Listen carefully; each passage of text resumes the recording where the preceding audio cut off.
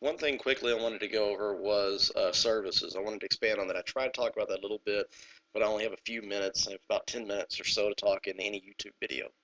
So, one thing I actually wanted to go over was what did I mean by services? What kind of services should be available and why should we offer them?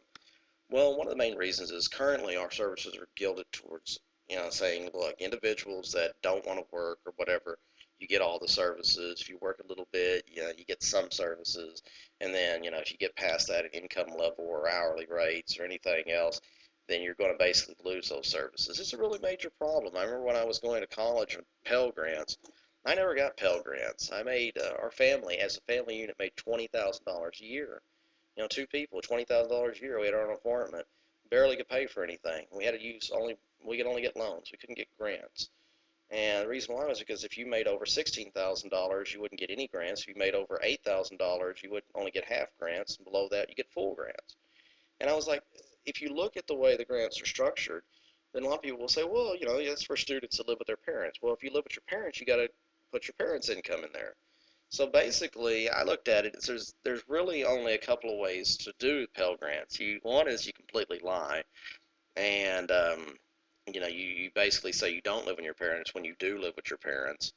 The other option is to basically go out there and say, for instance, if you have an apartment in your name and a car in your name, then just basically don't have a job and let your parents pay for it, and then you can get Pell Grant money that way. But I always looked at it. Pell Grant money basically was for people that didn't work. And the thing is that really, if you're going to college and you got to pay for college and books and you got to have housing, and you have nobody that's supporting you in housing above you, there's no way you could really theoretically ever get Pell Grants. So in reality, a lot of the Pell Grants I looked at it went just to rich kids. I mean, went to kids that basically had, their parents paying for their Mercedes Benz or BMW, had a $2,000 apartment, and then basically said, "Oh, I don't have a job, so I have no money." So that's the worst thing about Pell Grants. Pell Grants was in that kind of same genre, where it benefited people not to do anything. But the thing is, if you're going to college, you have to work. You have to get some income, and even if you're not working, your wife or your other spouse or whomever is working. And if there is somebody else in your household that's making income, now you got to cut those people into it, and then you lose your Pell Grants. So I've always looked into that. I've looked into these different things. I looked into WIC program. I remember we try to, we have a cost of us $25 a day for milk for our child. We have to get a specific milk, and it's a lot. So we looked into WIC, and WIC basically told us, it said, well, if you quit your job, then maybe you'll be able to qualify for WIC, or you can move a lot more people in your house. It's all this one-sided view of welfare capitalism, basically to keep people uneducated, keep them unskilled, not offer full employment, and then eventually tell people, well, we'll just pay you to sit over here, and we'll create resentment amongst taxpayers. And those taxpayers, at the end of the day, will basically feel that their tax system only goes to pay for individuals sitting around. We need to end that. We need to end it through full employment. We need to basically tell people, if you want money from the federal government as like a check or anything else, you got to do work for the federal government. We'll make jobs for these individuals. Get them to work. Get them to be part of us. As every other person has to work. And then eventually also tell those individuals, and every individual, that the more you work, the more services you get. Instead of the less you work, the more services you get, which is the state of welfare capitalism we have right now. And my structure of services actually provides that. But then you go on and say, well, what's the type of services I offer? Well, one of the services I was looking for is complete full daycare. Basically offer daycare to individuals. Daycare is a huge amount of money. It takes out a lot of money for families. It sometimes convinces one family member to stay at home with the children and not earn an income, so that takes less, it depreciates and devalues how many people we actually have in our workforce. There's a lot of different things that actually occur from that, and actually um, would really benefit a lot of other individuals if they had the opportunity to free daycare. Or, like I said, if you make less money, it may not be offered to you, but if you're in that one area where you're actually working full time and you have a regular job and you're just a regular worker, $20,000, $75,000 a year, you would get these benefits. These would be free to you. Another thing is I talked about mobile hospital units that basically are mobile surgery units. They're little ambulances that go around with a doctor in it that can actually stop the ambulance and perform a minor surgery so they can actually stop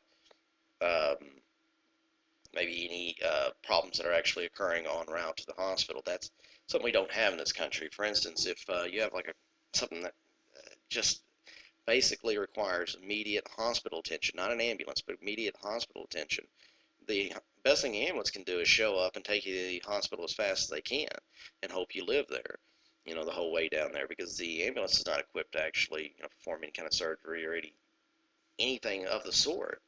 So we need something like that, and that actually create more jobs for doctors. It'd create more positions for it. It'd get people in tune to the mindset of like, hey, there's a lot of positions from doctors. Maybe I should go out there and seek it. We should also make it so that it's a lot easier for individuals to become doctors and make much more incentives for individuals to go through medical school and not just basically have private medical schools that are extremely expensive. And the only real reason you can become a doctor is if your family had doctors in it in the past, and that's why you have so much money to pay for it. Another thing is actually allowing doctor in-call house calls, basically house visits. Um, this would be great because, like, say, for instance, 1 o'clock in the morning, you feel extremely sick and you don't know what the problem is. You're thinking about going down the emergency room, then you can just call a doctor or a nurse and they can come and diagnose you. And then basically, maybe you wouldn't have to go to the emergency room and it would save that trip. So these are all different things. These create jobs. These are programs that benefit people and at the same time create jobs. Instead of basically going out there and say, hey, let's spend our money in Iraq and Afghanistan and spend $110 billion a year in Iraq and $80 billion in Afghanistan. No, those are all different programs that we can actually do and institute and make this country a little bit better. And the main thing is also, like I said, the initial expansion of Medicare. Excuse me, I was reading my notes there, but the expansion of Medicare to cover every single person.